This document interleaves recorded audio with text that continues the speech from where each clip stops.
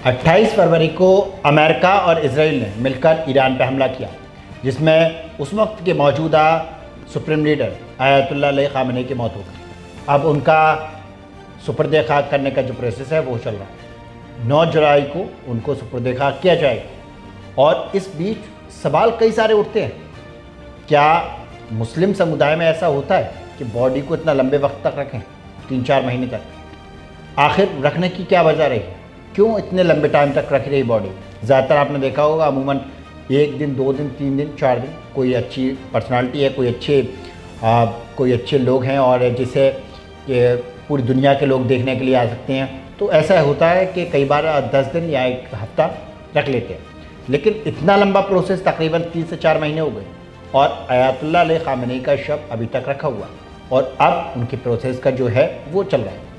इसमें कई देशों के प्रतिनिधि वहाँ पहुँचे और बड़े नेता वहाँ पहुँचे, और जिसमें भारत, जापान, चीन, इन लोगों ने दूरियाँ बनाई। इन लोगों ने अपने प्रतिनिधि भेजे मगर ख़ुद बड़े नेता नहीं गए इसमें।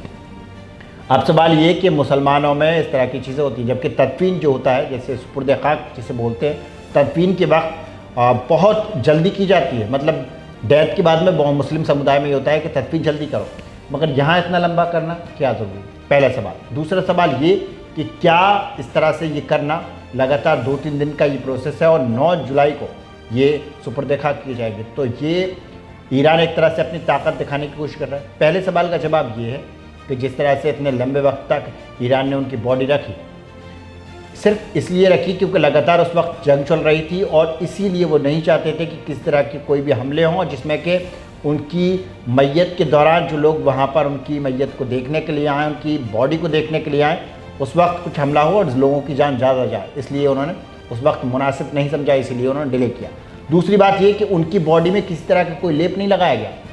मुस्लिम समुदाय में ये भी है कि बॉडी अगर आप रखते हैं तो इतने लंबे वक्त तक बॉडी कैसे रखेंगे, क्योंकि बिना लेप के रखा जाता है। मुस्लिम समुदाय में बिल्कुल भी किसी तरह का कुछ भी लेप या आयुर्वेदिक जो जिस तरह से पाउडर या किस तरह के पेस्ट लगाए जाते हैं वो बॉडी में नहीं लगाया। इनकी बॉडी सिर्फ फ्रीजर में रखी गई थी इतने लंबे वक्त। अब तीसरा सवाल ये कि जिस तरह से वहाँ पर लाखों लोग जुट रहे हैं और विदेश के कई देशों के राजनेता वहाँ पहुँच रहे हैं और 5 करोड़ लोग वहाँ पर पहुँचेंगे और अलग अलग जगहों से उनकी बॉडी को निकाला जाएगा, मतलब एक तरह से लोग देख सकेंगे, वो पूरी सुविधाएं की गई।